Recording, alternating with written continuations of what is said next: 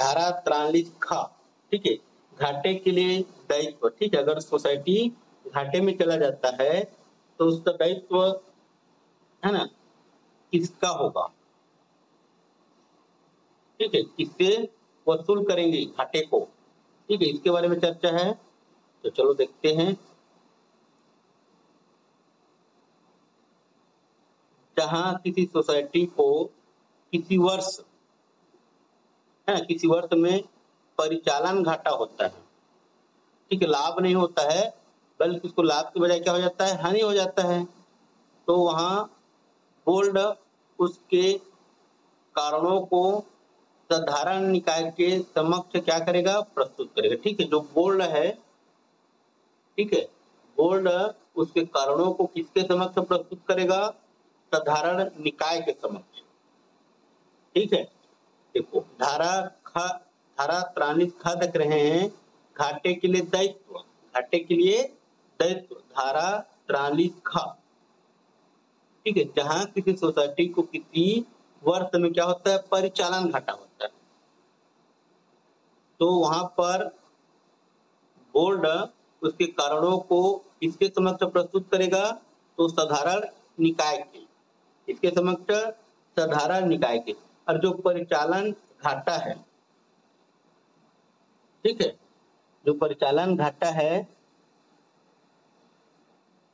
परिचालन घाटा, तो जो परिचालन घाटा है उसका भरपाई कहां से होगा, ठीक है, उसका भरपाई कहां से होगा परिचालन घाटा का, तो परिचालन घाटा का भरपाई उसके सदस्यों से, ठीक है, सदस्यों से किया जाएगा, या फिर जो आरक्षितियों हैं, ठीक है, जो पैसा लोग रिजर्व करके रखे रहते हैं उससे पूर्णतः किया जाएगा, या भागता, ठीक है, मतलब पूरा जो परिचालन घाटा है उसको पूरा कंप्लीट कर दिया जाएगा, या फिर थोड़ा बहुत उसमें डालेगा, ठीक है।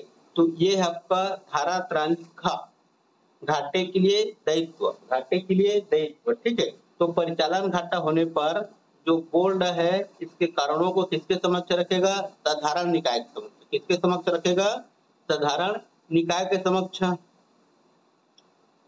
है ना। और जो घाटा हुआ रहेगा परिचालन घाटा, उसका भरपाई है ना उसके सदस्यों से करेगा, या फिर आरक्षितियों से, ठीक है, जो आरक्षित निधि है उससे करेंगे, ठीक है, पूरा कर सकता है या फिर आधा, या भाग भाग में टुकड़े टुकड़े में करेगा।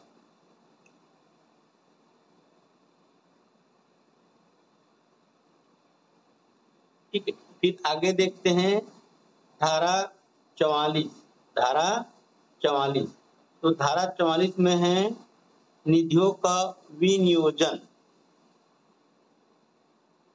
ठीक है, निधियों का विनियोजन मतलब जो निधि है, ठीक है, बहुत सारे हम लोग देखे हैं निधि, तो उस निधि का जो पैसा रहेगा उसको किसमें किसमें जमा कर सकता है, ठीक है, खुद के पास सोसाइटी अपना जो निधि है उसको रखे रहेगा, तो उसमें कोई ना तो ब्याज आएगा, ब्याज आएगा क्या, खुद के पास रखे रहेगा तो नहीं आएगा, ठीक है, तो ऐसे जगह लगाएगा जहां उसको लाभ हो, ठीक है, तो कहाँ जमा कर देगा निधियों का, है ना, तो सरकारी बचत बैंकों में, ठीक है, सरकारी जो बचत बैंक है उसमें लेकर के जमा कर देगा,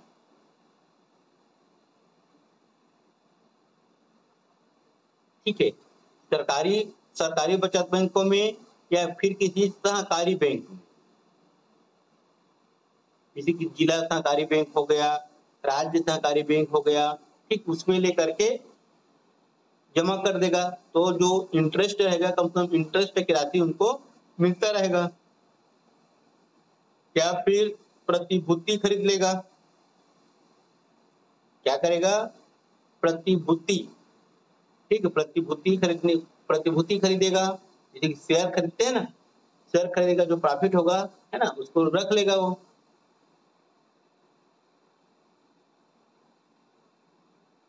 ठीक है, या फिर संघीय सोसाइटी जिसका वह सदस्य है उसके पास या उसका जो अंश है उसको खरीद लेगा, ठीक है, है ना, उसका जो अंश है संघीय सोसाइटी का जो भी अंश रहेगा उसको परचेस कर लेगा वो।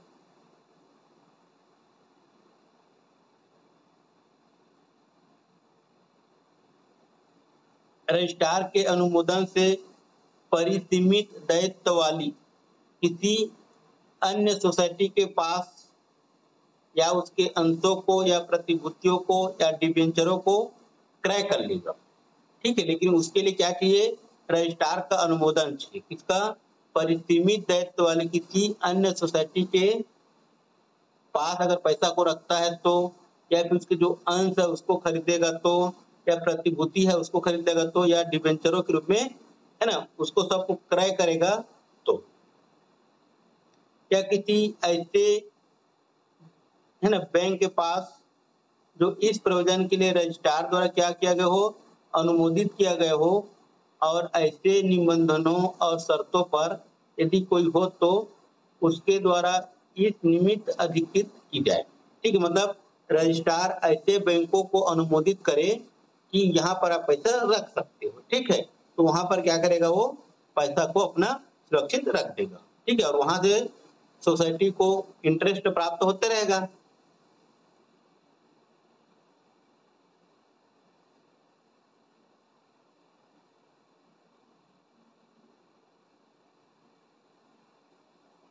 ठीक है, परंतु जो खंड ख दिया है के अधीन रजिस्ट्रार का अनुमोदन उस दशा में आवश्यक नहीं है। ठीक है, इसके बारे में बोल रहा है ख के बारे में,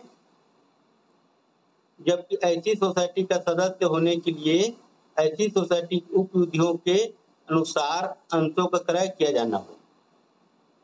ठीक है, इस कंडीशन में रजिस्ट्रार का अनुमोदन आवश्यक नहीं है। तो अगर मान लो कोई सोसाइटी किसी अन्य सोसाइटी का सदस्य है, ठीक है, कोई सोसाइटी किसी जैसे की मान लो प्राथमिक सोसाइटी केंद्रीय सोसाइटी का सदस्य है, रहता है ना, 5 प्राथमिक सोसाइटी मिल करके केंद्रीय सोसाइटी बनाएंगे कम से कम।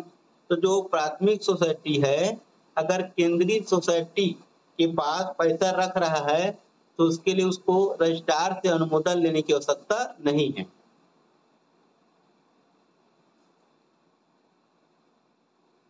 ठीक है, तो इतना आपको याद रखना है। और याद रखना है तो जो गृह निर्माण सोसाइटी से भिन्न किसी सोसाइटी द्वारा, जो गृह निर्माण हम लोग बहुत सारे सोसाइटी देखे हैं, ठीक है, उस सोसाइटी में से गृह निर्माण सोसाइटी से भिन्न किसी सोसाइटी द्वारा विनिर्दिष्ट प्रयोजनों के लिए सृजित निधियों से भिन्न अपनी निधियों में से किसी निधि का स्थावर संपत्ति में क्या करता है? कन्वर्ट करता है, तो रजिस्ट्रार के अनुमोदन के बिना कर दिया जाएगा। ठीक है, अगर मान लो वो कहीं पर कुछ संपत्ति खरीदेगा, ठीक है, स्थावर संपत्ति खरीदेगा, ठीक है, जो क्या हो बाद में उसको बेच करके संपत्ति है ना पैसा फिर से अर्जित कर सकता हो, तो उसके लिए है ना रजिस्ट्रार का अनुमोदन आवश्यक नहीं है। और गृह निर्माण सोसाइटी है तो उसको लगेगा स्थावर संपत्ति खरीदने के लिए, और अन्य सोसाइटी को स्थावर संपत्ति खरीदने के लिए रजिस्ट्रार से अनुमोदन लेने की आवश्यकता नहीं है। तो धारा है ना धारा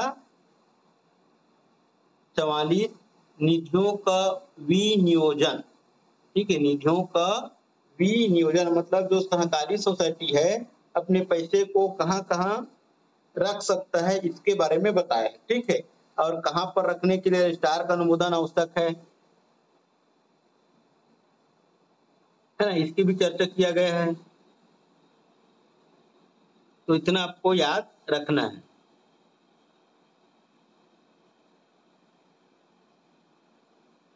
याद रहेगा सभी का?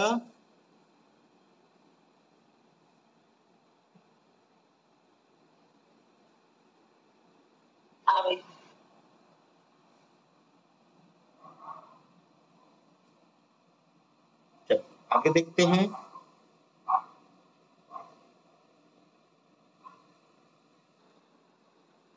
ठीक, अगला देखते हैं धारा 45। धारा 45 में है सोसाइटियों को राज्य सहायता का मंजूर किया जाना। ठीक है, सोसाइटियों को राज्य सहायता का मंजूर किया जाना। ठीक है, तो कोई ऐसी सोसाइटी जो अंश पूंजी के प्रति अभिदाय से भिन्न किसी रूप में, ठीक है, जो अंश पूंजी है उसको छोड़ करके किसी रूप में राज्य सहायता प्राप्त करना चाहती है। ठीक है, मतलब सरकार से सहायता प्राप्त करना चाहती है, तो ऐसी राज्य सहायता चाहने के लिए, है ना, प्राप्त करने के लिए कारण सहित क्या करेगा, रजिस्ट्रार को आवेदन करेगी। ठीक है, अगर राज्य सहायता प्राप्त करना चाहता है तो उसके लिए कारण तो बताना पड़ेगा रजिस्ट्रार को, तब वो आपके आवेदन को क्या करेगा, आगे फॉरवर्ड करेगा। आपका कारण, है ना, सही पाया जाएगा तो, ये नहीं कि आप बिना कारणों के राज्य से सहायता प्राप्त करना चाह रहे हो, तो वैसे आवेदन को रजिस्ट्रार आगे अग्रेसित नहीं करेगा।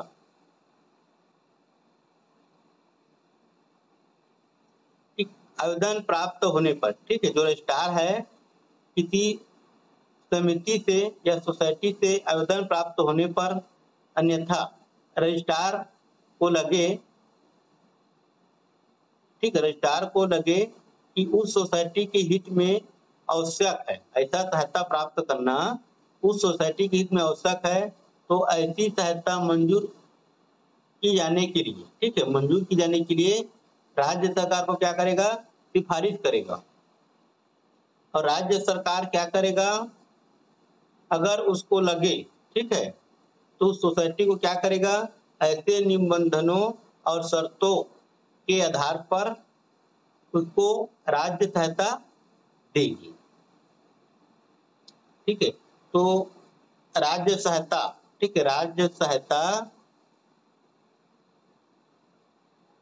प्राप्त करने के लिए आवेदन किसके पास करेंगे, रजिस्ट्रार के पास। ठीक है, उचित कारणों सहित। ठीक है, और फिर ये रजिस्ट्रार आगे आवेदन को फॉरवर्ड करेगा किसको, राज्य सरकार को। ठीक है, अगर राज्य सरकार, आप, है ना, आप जितना मांग कर रहे हो उतना को स्वीकृत कर देता है तो ठीक है, नहीं स्वीकृत करेगा तो भी ठीक है। ठीक है, तो याद रखना धारा 45 राज्य सहायता, ठीक है, सोसाइटियों को राज्य सहायता का मंजूर किया जाना, याद रहेगा। चलो फिर देखते हैं धारा 46, कर्मचारियों को भविष्य निधि, कर्मचारियों को भविष्य निधि, ठीक, भविष्य निधि मतलब भविष्य में उपयोग की जाने वाली निधि, है ना, कर्मचारियों को, ठीक है, जो कर्मचारी रहेंगे सोसाइटी के, उसके भविष्य के लिए निधि रखेगा, उसके बारे में चर्चा है। ठीक है, तो यहाँ से आप धारा पूछ सकते हैं कि किस धारा में कर्मचारियों को भविष्य निधि के बारे में जिक्र किया गया है ना, कर्मचारियों के लिए। तो याद रखना धारा 46। देखो, कोई सोसाइटी अपने कर्मचारियों के फायदे के लिए, है ना, लाभ के लिए एक अभिदायी भविष्य निधि की स्थापना कर सके। ठीक है, जिनमें ऐसे समस्त अभिदाय जमा किए जाएंगे जो उस सोसाइटी की उप विधियों के अनुसार कर्मचारियों द्वारा तथा सोसाइटी द्वारा निर्धारित किए गए हो। जैसे कि जो रहता है ना, आप लोग सुने होंगे पीएफ, है ना, जैसे कि आप प्राइवेट में कहीं काम करोगे, प्राइवेट संस्था में, तो आपका पीएफ कटता है। ठीक, उसी तरह से सोसाइटी में भी क्या रखेगा, अपने कर्मचारियों के एक भविष्य निधि रखेगा।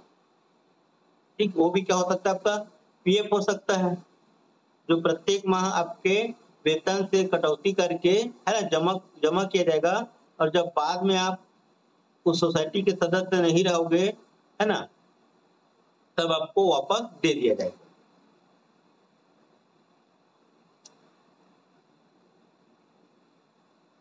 ठीक है, तो देखो, किसी सोसाइटी द्वारा स्थापित की गई जो अभिदाय भविष्य निधि है, ठीक है, अभिदाय भविष्य निधि है, उसकी राशि का उपयोग है ना कहाँ नहीं होगा। ठीक, तो जो अभिदाय निधि बनाएंगे, अभिदाय भविष्य निधि, तो उस सोसाइटी के कारोबार के लिए उसको उपयोग में नहीं लाएंगे। ठीक, वो तो आपका भविष्य के लिए है।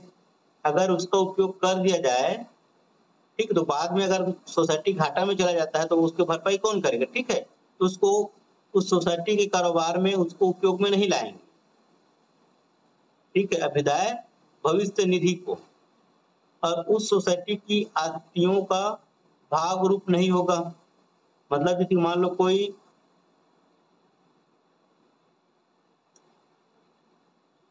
है ना, उस सोसाइटी की जो आस्तियां हैं, उस आस्तियां का उसका भाग नहीं होगा। ठीक, कोई भी अंश है उसका ये भाग नहीं होगा। और पूर्व किए जाने में दायित्वधीन नहीं होगी। ठीक, जैसे मान लो सोसाइटी के सदस्यों के लिए है ना, उससे रिकवरी करना है ना, किसी चीज को उसको दंड दिए हैं, उसको दंड से क्या करना है, पैसा रिकवरी करना है, तो इस निधि से आप उसका रिकवरी नहीं कर सकते। ठीक है, या किसी न्यायालय या अन्य किसी प्राधिकारी किसी अन्य आदेश, है ना, कि अगर मान लो कोई न्यायालय है या कोई प्राधिकारी है जो ये आदेश करेगा कि इसके भविष्य निधि से इसकी राशि को वसूल किया जाए। ठीक है, मान लो कहीं पर रिकवरी निकल आता है, ठीक है, या घाटे में चला जाता है सरकारी सोसाइटी, तो सदस्यों से क्या किया जाएगा, वसूल किया जाएगा। तो इस निधि से उस राशि की वसूल नहीं होगी। तो याद रखना, धारा 46 में क्या है, कर्मचारियों को भविष्य निधि, तो भविष्य निधि का जो पैसा है ना, किसमें उपयोग नहीं कर सकते, इसके बारे में भी बताया गया यहाँ पर। ठीक है, कारोबार में उपयोग नहीं कर सकते, कोई आस्तियां हैं उसके लिए इसको नहीं ले सकते। ठीक है, अगर कोई न्यायालय या कोई प्राधिकारी, ठीक है, इससे पैसा निकालने के लिए भी आदेश नहीं कर सकता रिकवरी के लिए।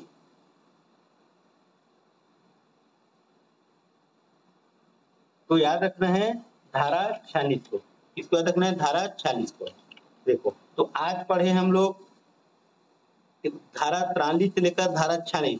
तो धारा 43 में पर्टिकुलर है निधियां तथा लाभ, है ना। धारा 43 में क्या है, निधियां तथा लाभ है।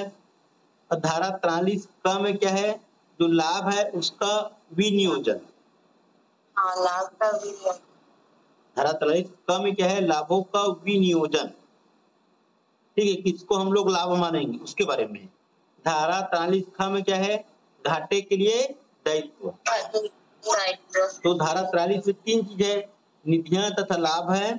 धारा 43 का में क्या है, लाभों का विनियोजन। ठीक है, फिर धारा 43 ख में क्या है, घाटे के लिए दायित्व। फिर 44, 45, 46। तो 44 में है निधियों का विनियोजन, और 45 में सोसाइटियों को राज्य सहायता का मंजूर किया जाना, और 46 में है कर्मचारियों को भविष्य निधि, कर्मचारियों को भविष्य निधि। इतना में आपका अध्याय 4 खत्म हो जाता है। ठीक है, चलो एक बार और देखो क्या क्या धारा है अध्याय 4 में जिसको हम लोग पढ़े हैं। धारा 31 में सोसाइटियां क्या होगी, निगमित निकाय होगी। धारा 32 में क्या होगा, सोसाइटियों का पता तथा नाम का सम प्रदर्शन। और धारा 33 में सदस्यों का रजिस्टर 31, 32, 33। फिर उसके बाद देखे थे 36, 37। तो 36 में क्या है, उधार देना। ठीक, उधार लेना। फिर 37 में क्या है, उधार देने के संबंध में निर्बंधन। और धारा 37 का में क्या है, सोसाइटियां मूल से अधिक ब्याज प्राप्त या वसूल नहीं करेगी। फिर देखे हम लोग 43, है ना। तो 43 में 3 धारा देखे। तो धारा 43 में निधियां तथा लाभ। ठीक है, फिर धारा 43 में लाभों का विनियोजन, धारा 43 क में, और धारा 43 ख में घाटे के लिए दायित्व। फिर 44 में 45 और 46 देखे तो 44 में है ना निधियों का विनियोजन, और धारा 45 में सोसाइटियों को राज्य सहायता को मंजूर किया जाना, और 46 में कर्मचारियों को भविष्य निधि। ये इतना धारा पढ़े हम लोग अध्याय 4 में। अब देखते हैं आगे अध्याय 5, पांचवा अध्याय। ठीक है, पांचवा अध्याय। ठीक, आरएमडी मिलेगा कहाँ? एमपी में। तो पांचवा में क्या है? मैनेजमेंट। पांचवा में क्या है? मैनेजमेंट। ठीक है, तो सोसाइटियों का प्रबंध, सोसाइटियों का प्रबंध है ना। अध्याय 5 में क्या है? सोसाइटियों का प्रबंध।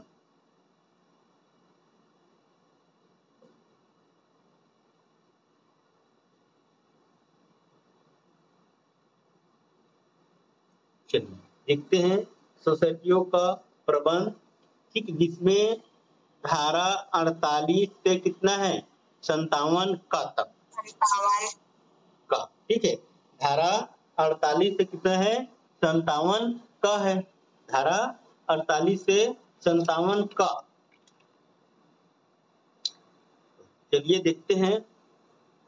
धारा 48 में सोसाइटी में का अंतिम प्राधिकार, सोसाइटी में का अंतिम प्राधिकार, सोसाइटी में का अंतिम प्राधिकार किसके पास रहेगा?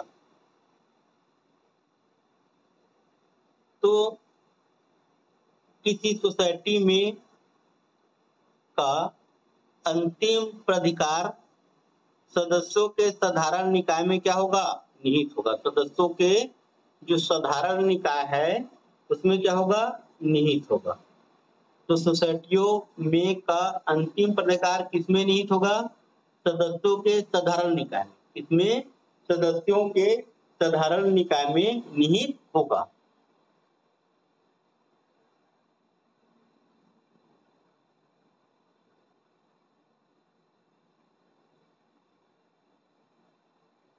परंतु साधारण निकाय की शक्तियों का या उन शक्तियों का प्रयोग करने के लिए जो कि सोसाइटी की उपविधियों में क्या किए गए? विनिर्दिष्ट किए गए हैं कि सोसाइटी की उपविधियों में से एक ऐसे छोटे निकाय के गठन के लिए उपबंध हो सकेगा जिसमें ऐसी उपविधियों के अनुसार निर्वाचित किए गए प्रत्यायुक्त होंगे, मतलब प्रतिनिधि होंगे। ठीक है, या फिर सदस्य होंगे।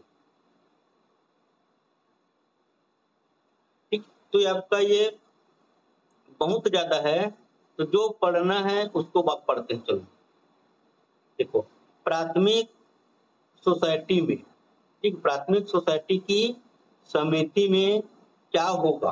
प्राथमिक सोसाइटी की समिति में क्या क्या होगा?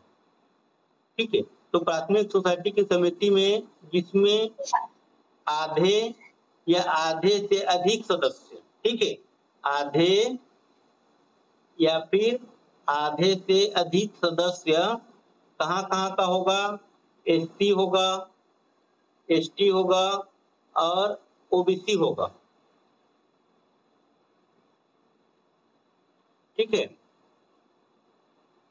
प्राथमिक सोसाइटी की बात कर रहे हैं। प्राथमिक सोसाइटी की समिति में क्या क्या होगा? ठीक है, जिनमें आधा या फिर आधे से अधिक सदस्य क्या होगा? एससी कैटेगरी से होगा, एसटी कैटेगरी से होगा और ओबीसी कैटेगरी से होगा, है ना। वर्गों के हैं तो स्थानों की कुल संख्या के कम से कम आधे स्थान ऐसे जातियों, जनजातियों और अन्य पिछड़े वर्गों के सदस्यों के लिए ऐसे अनुपात में आरक्षित रखे जाएंगे जो विहित किया जाए।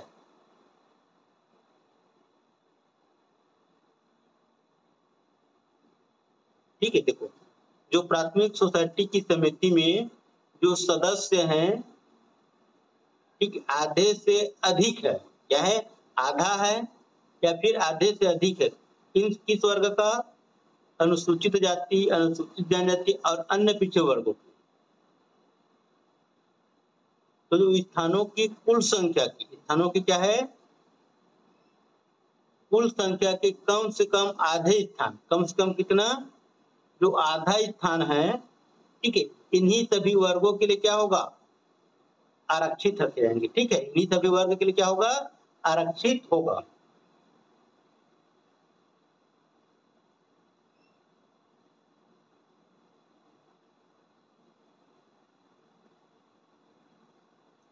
और जिनमें 1/4, ठीक है, 1/4 या फिर 1/4 से अधिक,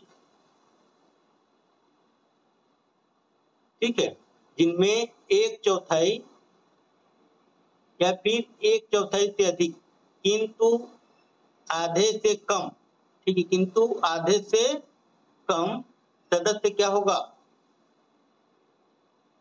है ना, अनुसूचित जाति, अनुसूचित जनजाति और अन्य पिछड़े वर्ग के हैं। तो 3 स्थान, तो जो 3 स्थान हैं, कितने स्थान, 3 स्थान, कितने स्थान, 3, ऐसे जातियों, जनजातियों और अन्य पिछड़े वर्गों के लिए क्या होंगे, आरक्षित होंगे।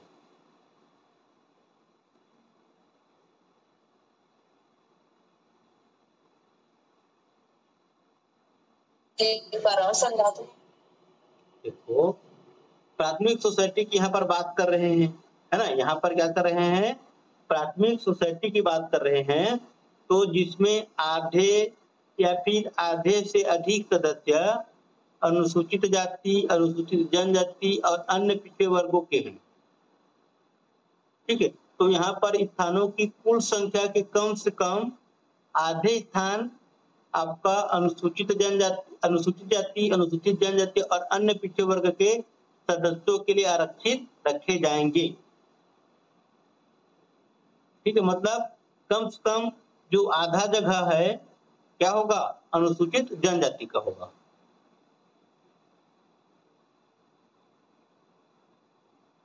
और अगला कंडीशन में क्या बोल रहा है, अगर 1/4 या 1/4 से अधिक किंतु आधे से कम, किंतु आधे से क्या हो, कम हो, या फिर 1/4 या 1/4 से अधिक हो। ठीक है, तो वहां जो अनुसूचित जनजाति, अनुसूचित जन, है ना, अनुसूचित जाति, अनुसूचित जनजाति और अन्य पिछड़े वर्गों के हैं। ठीक है, तो जो 3 स्थान है ऐसे जाति, है ना, मतलब अनुसूचित जाति, अनुसूचित जनजाति और अन्य पिछड़े वर्गों को क्या रखे जाएंगे, आरक्षित रखे जाएंगे।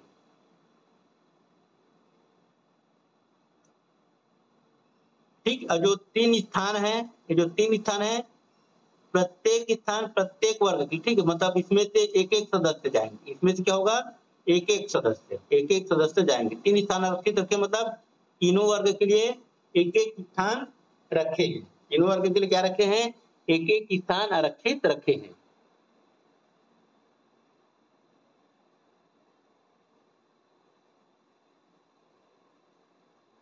याद रहेगा,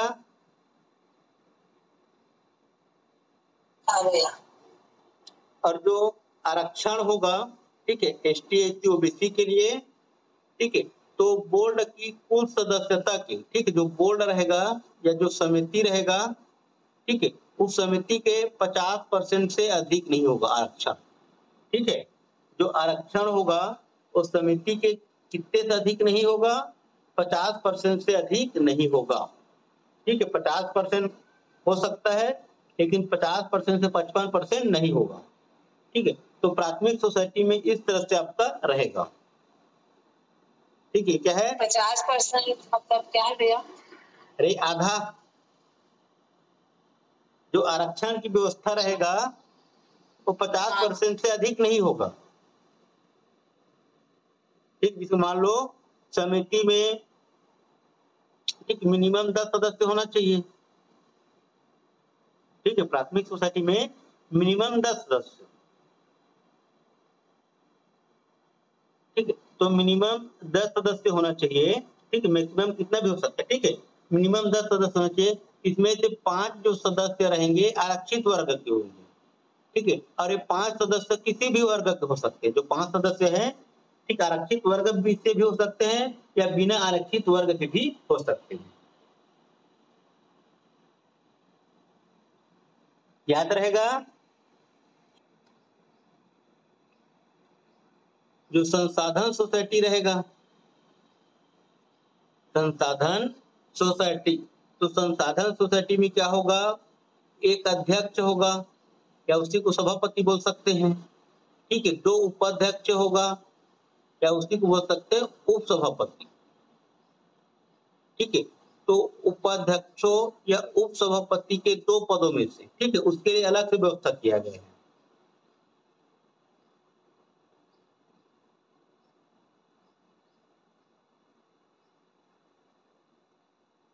ठीक है, देखो संसाधन सोसाइटी में क्या होगा, जो संसाधन सोसाइटी है, तो संसाधन सोसाइटी में एक अध्यक्ष रहेगा और एक सभापति रहेगा, ठीक है। 2 उपाध्यक्ष होंगे या फिर 2 सभापति होंगे,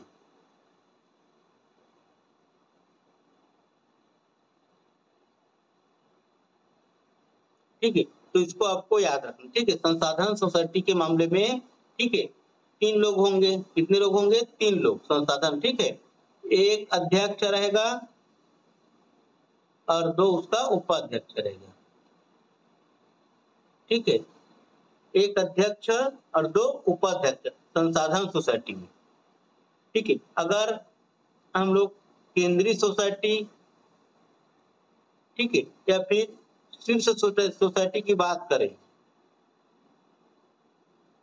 ठीक है, केंद्रीय सोसाइटी या फिर शीर्ष सोसाइटी की बात करें, या ऐसे वर्ग की केंद्रीय या शीर्ष सोसाइटी समिति में जो राज्य सरकार,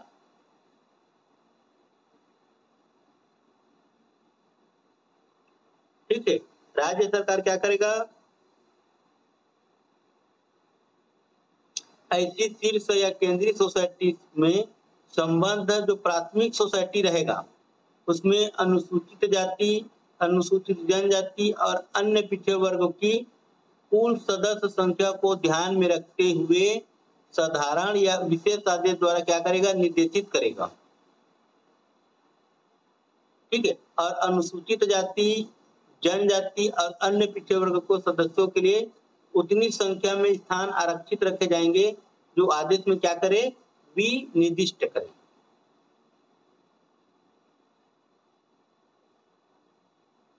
ठीक है। परंतु इस प्रकार जो आरक्षित स्थानों की जो संख्या रहेगा, सदस्यों के प्रत्येक वर्ग के लिए 2 से अधिक नहीं होगी, ठीक है।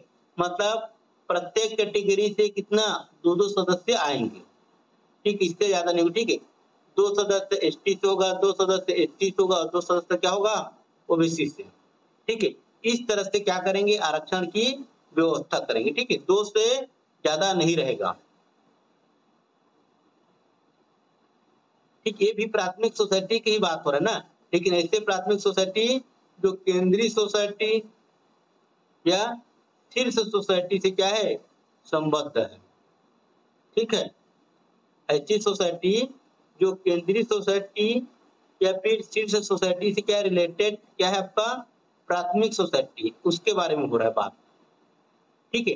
तो प्राथमिक सोसाइटी में क्या रहेगा, आरक्षण रहेगा, ठीक। आरक्षण की व्यवस्था कौन करेगा, राज्य सरकार, ठीक है, आदेश के द्वारा या अधिसूचना निकाल करके, ठीक है। और बताएगा कि जो वर्ग है ना, आरक्षित वर्ग है आपका एसटी, एससी, ओबीसी, है ना। इस प्रकार से आरक्षण की व्यवस्था करेगा कि प्रत्येक प्रवर्ग से 2-2 सदस्य रहेंगे, ठीक है, 2 से ज्यादा नहीं हो, ठीक। इस प्रकार से व्यवस्था करेंगे आरक्षण का।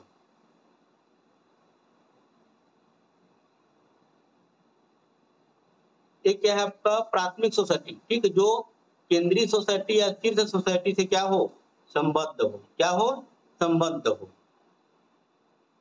इसी प्रकार से आपका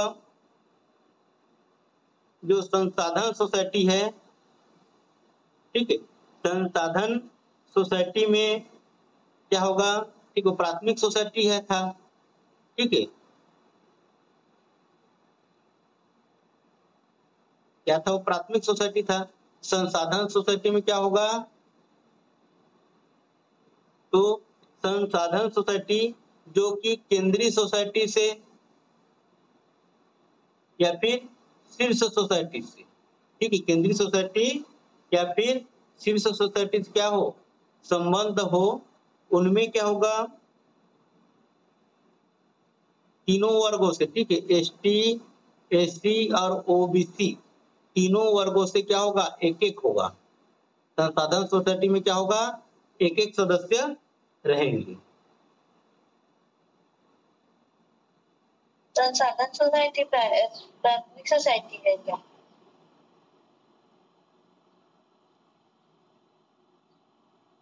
हम लोग बहुत सारे सोसाइटी पढ़े हैं, ठीक है, प्राथमिक सोसाइटी के अंडर में आता है संसाधन सोसाइटी, ठीक है, अगर वो संसाधन सोसाइटी के रूप में काम कर रहा है तो, ठीक है, हम लोग गृह निर्माण सोसाइटी देखे हैं, संसाधन सोसाइटी देखे हैं, बहुत सारे सोसाइटी देखे हैं, है ना। संख्यात्मक रूप से 12 खंड में डिवाइड किए थे वर्गीकरण, उसी में से एक सोसाइटी संसाधन सोसाइटी है। हाँ, ठीक है, या फिर उत्पादक सोसाइटी है, उपभोक्ता सोसाइटी है, उत्पादक सोसाइटी प्रोवाइड करता है खाद वाद को, वो वाला सोसाइटी है ना। उपभोक्ता मतलब यूज करता है, वो वाला है ना, उपयोग करने वाला सोसाइटी। तो प्राथमिक सोसाइटी में प्रत्येक प्रवर्ग से दो दो रहेंगे, ठीक, जो प्राथमिक सोसाइटी है, ठीक है, प्राथमिक सोसाइटी में क्या होगा, प्रत्येक प्रवर्ग से दो दो सदस्य रहेंगे। लेकिन अगर संसाधन सोसाइटी की बात किया जाए तो संसाधन सोसाइटी के लिए अलग से व्यवस्था रखा गया है, एससी, एसटी, एससी और ओबीसी से एक एक सदस्य रहेंगे, है ना। कितना रहेंगे, एक एक सदस्य के लिए, है ना, पद आरक्षित रखेंगे।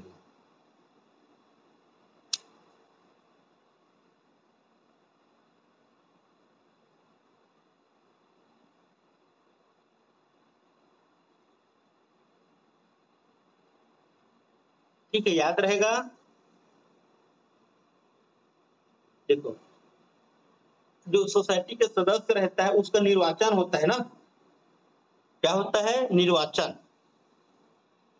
जो सोसाइटी रहता है उसका निर्वाचन होगा। तो किसी सोसाइटी द्वारा अपेक्षित संख्या में, ठीक है, किसी सोसाइटी द्वारा अपेक्षित संख्या में सदस्यों का निर्वाचन करने में क्या रहता है, असफल रहता है,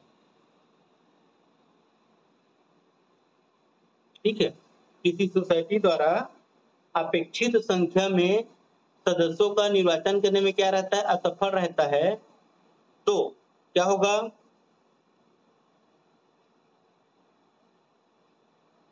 ठीक है, तो अगर निर्वाचन करने में असफल रहता है तो ऐसी दशा में समिति के सदस्य अपेक्षित संख्या में सदस्यों का संयोजन करेगा। क्या करेगा, संयोजन करेगा, ठीक है। अगर कोई भी सोसाइटी है अपेक्षित संख्या में सदस्यों का निर्वाचन नहीं कर पाया तो उस कंडीशन में क्या करेगा वो, है ना, जो अपेक्षित संख्या है उसको लाने के लिए क्या करेगा, संयोजन करेगा, ठीक है, सदस्यों का क्या करेगा, संयोजन। और ऐसा संयोजन किससे करेगा, अन्य सोसाइटी के सदस्यों से, ठीक, अन्य सोसाइटी के सदस्यों से क्या करेगा, संयोजन करेगा, ठीक है, कि मतलब जो अपेक्षित संख्या है वो कंप्लीट हो जाए।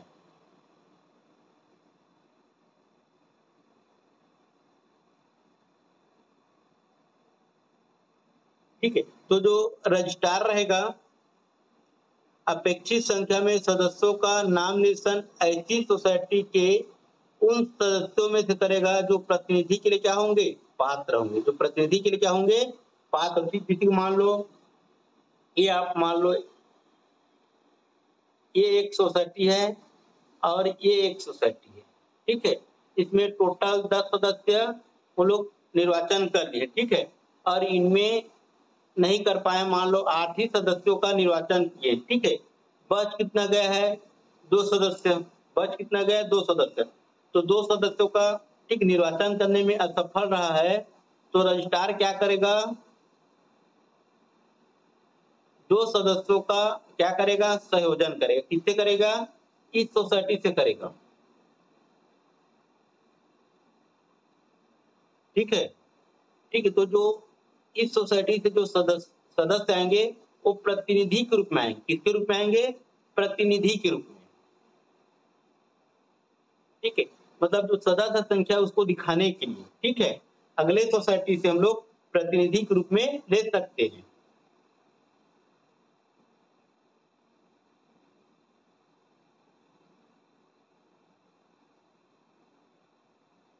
तो ये एक बार और बताना। देखो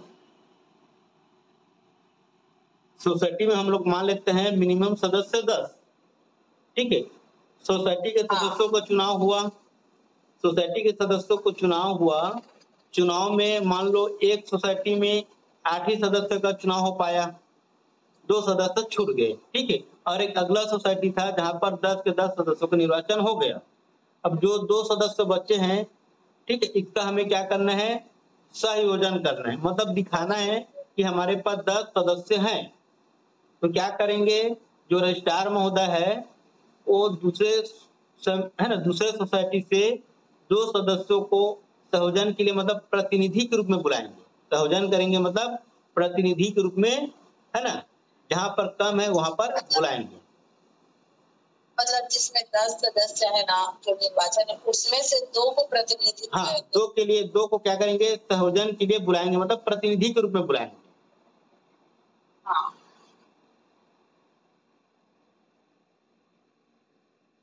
ठीक है, सोसाइटी का सदस्य होगा, ठीक है, सोसाइटी के सदस्य में एक जो पद रहेगा, ठीक है, एक पद, सोसाइटी के सदस्य में एक पद किसका होगा, स्त्री सदस्य होगा, है ना, एक पद क्या होगा, स्त्री सदस्य के लिए आरक्षित रखे जाएंगे, ठीक है। सोसाइटी में जितने भी सदस्य रहेंगे, है ना, जिस सदस्यों की संख्या, ठीक है, उनमें एक पद, ठीक, एक पद क्या होगा, महिला, महिला के लिए क्या होगा, रिजर्व, ठीक, इससे ज्यादा हो सकते हैं, ठीक है, लेकिन अगर मान लो पुरुष पुरुष ही हो गए,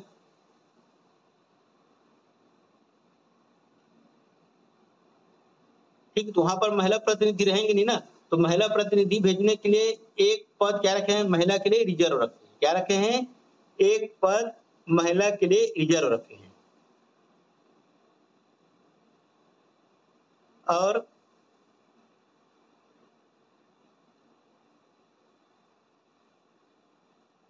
ठीक एक पद, ठीक है, एक पद किसके लिए और रिजर्व रहेगा, यदि अध्यक्ष अनुसूचित जाति,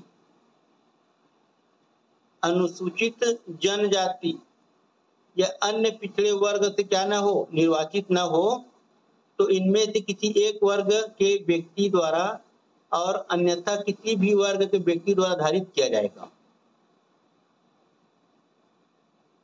ठीक है।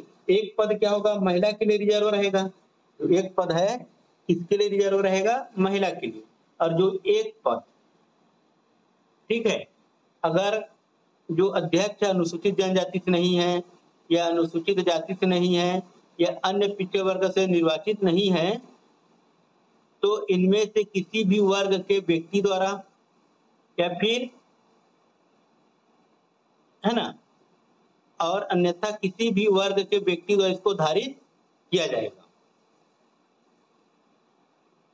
मतलब जो अध्यक्ष, मतलब एक जो पद रहेगा, मतलब जो अध्यक्ष पद रहेगा, तीनों कैटेगरी में से किसी एक कैटेगरी का होगा, तीनों कैटेगरी में से किसी एक कैटेगरी के लिए क्या होंगे, आरक्षित होंगे, ठीक है, अध्यक्ष पद।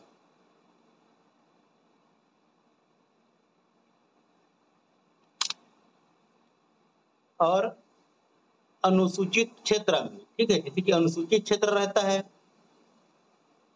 अनुसूचित क्षेत्र में संचालित नागरिक सहकारी बैंक, नगरीय सहकारी साख सोसाइटी, या बचत सोसाइटी से भिन्न ऐसी संसाधन सोसाइटी की दशा में, ठीक है, अनुसूचित क्षेत्र में संचालित नागरिक सहकारी बैंक, नगरीय साख सहकारी सोसाइटी या फिर बचत सोसाइटी से भिन्न ऐसी संसाधन सोसाइटी की दशा में जो अध्यक्ष है या फिर सभापति का निर्वाचन किससे होगा? केवल अनुसूचित जनजाति वर्ग के व्यक्तियों से ही किया जाएगा। ठीक है, अनुसूचित क्षेत्र में जो संसाधन सोसाइटी रहेगा, ठीक है, अनुसूचित क्षेत्र में संसाधन सोसाइटी में जो अध्यक्ष रहेगा किस कैटेगरी का होगा? अनुसूचित जनजाति का, मतलब एसटी कैटेगरी से ही होना चाहिए। किससे होना चाहिए? एसटी कैटेगरी से। इसमें अनुसूचित क्षेत्र में।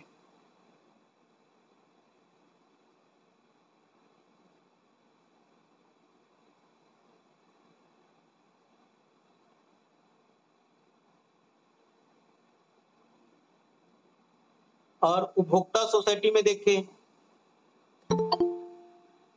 उपभोक्ता सोसाइटी में एक अध्यक्ष या सभापति और एक उपाध्यक्ष या उपसभापति होगा, जिनमें एक क्या होगी?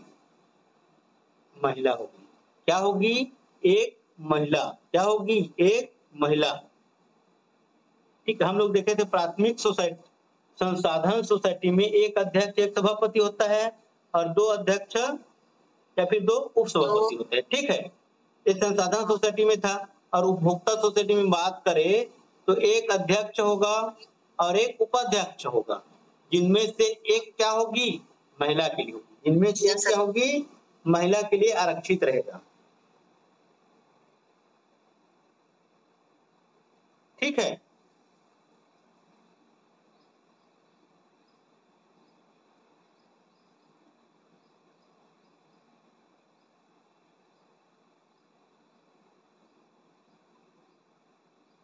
चलो नेक्स्ट देखते हैं।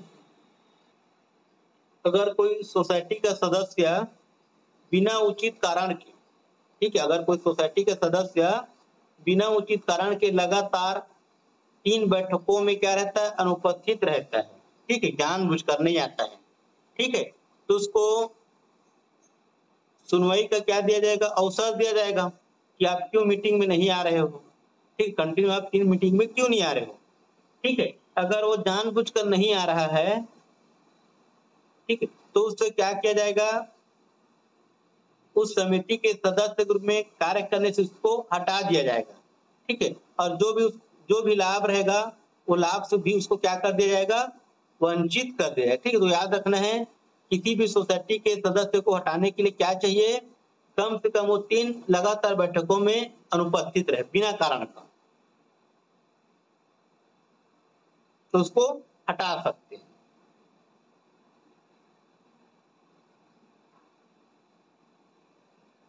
ठीक है, और जो सोसाइटी है, सोसाइटी में जैसे प्राथमिक सोसाइटी में मिनिमम 10 सदस्य होना चाहिए, तो मैक्सिमम कितना होना चाहिए? भी होना चाहिए ना। तो मैक्सिमम होगा 21। मैक्सिमम कितना होगा? 21। 21 से अधिक नहीं होगा। ठीक है, 20 तो बढ़ता है।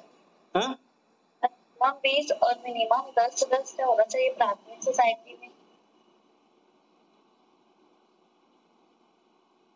21 अध्यक्ष को मिला के होता है। नहीं, अध्यक्ष तो उसी में से चुना जाता है ना। हाँ, तो उसी टाइम तो पढ़े थे जब प्राथमिक सोसाइटी पढ़ रही थी तब। ठीक है, 20 से 21 याद रखना। ठीक, यहाँ पर 21 दिया है ना। देखो, मिनिमम 10 होना चाहिए, मैक्सिमम 20 से 21। ठीक है, 21 दिया रहेगा तो 21 को लेना है, 21 नहीं दिया है तो 20 को लेना है। ठीक है, ठीक, तो इनमें कम से कम 2 महिला होना चाहिए। कितना होना चाहिए? कम से कम 2 महिला। उपभोक्ता है ना, कम से कम कितना महिला होना चाहिए? 2 महिला होना चाहिए। कितना महिला होना चाहिए? कम से कम 2 महिला।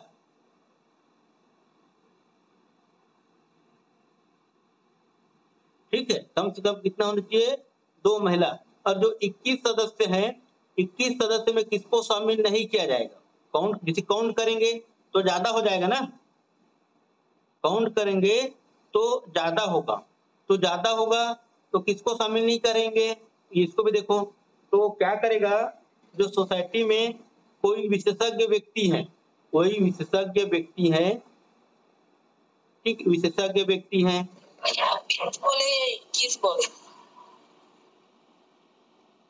अरे मैक्सिमम 21, अगर ऑप्शन में 21 दिया तो 21 को लेना है, अगर ऑप्शन में 21 नहीं 20 दिया तो 20 को लेना है। अच्छा, ठीक है, अब देखो, अब इस 21 में किसको इंक्लूड नहीं करना है, किसको शामिल नहीं करना है, ठीक है। तो जो विशेषज्ञ व्यक्ति जिसको समिति में सहयोजित रखेंगे, ठीक है, मतलब ऐसे मतलब जानकार है बोल के है ना रखेंगे विशेषज्ञ व्यक्ति को, या फिर जो पदेन सदस्य है, ठीक है, पदेन सदस्य उसको काउंट नहीं करेंगे, ठीक है, विशेषज्ञ सदस्य को काउंट नहीं करेंगे, पदेन सदस्य को काउंट नहीं करेंगे। और जो विशेषज्ञ व्यक्ति या जो पदेन सदस्य है, ठीक है, 2 से अधिक नहीं होगा, कितने से अधिक नहीं होगा, 2 से अधिक नहीं होगा, ठीक है। जो विशेषज्ञ व्यक्ति जिसको समिति में सहयोजित रखेंगे या पदेन सदस्य जो रहेगा उसकी संख्या 2 से अधिक नहीं होगा, ठीक है। और जो विशेषज्ञ रहेंगे तो विशेषज्ञ किस क्षेत्र का विशेषज्ञ रहेंगे, तो बैंकिंग क्षेत्र का जिसका नॉलेज हो, है ना, बैंकिंग क्षेत्र का या मैनेजमेंट का, है ना, प्रबंधन का नॉलेज हो, या वित्त क्षेत्र में जानकारी रखता हो, ठीक है, इसको क्या करेंगे, विशेषज्ञ व्यक्ति के रूप में समिति में सहयोजित करेंगे, ठीक है, मतलब नॉमिनेट करेंगे। या पदेन सदस्य रहेगा समिति का तो जो क्या होगा, 2 से अधिक नहीं होगा, 2 से अधिक नहीं होगा। और इसको, ठीक, जो विशेषज्ञ व्यक्ति 2 से अधिक नहीं होगा, ठीक है। तो जो 21 सदस्य है उसमें विशेषज्ञ और पदेन सदस्य को काउंट नहीं करेंगे, याद रखना, ठीक है। पदेन सदस्य जितने भी रहेंगे उसको, और जो 2 विशेषज्ञ व्यक्ति रहेंगे उसको, इस 21 सदस्य में काउंट नहीं किया जाएगा।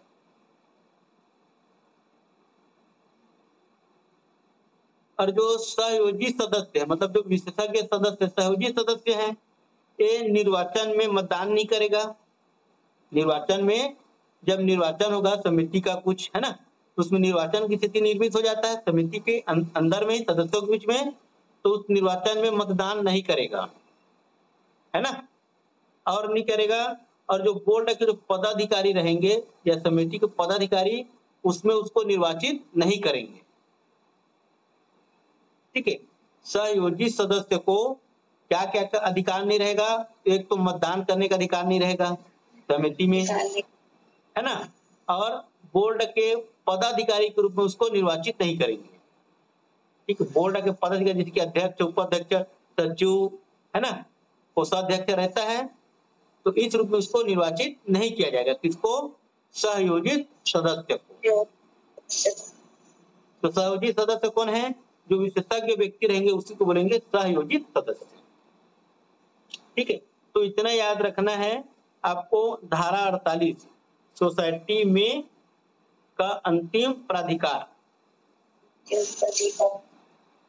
ठीक है, बाकी कल पढ़ेंगे, आज के लिए इतना ही।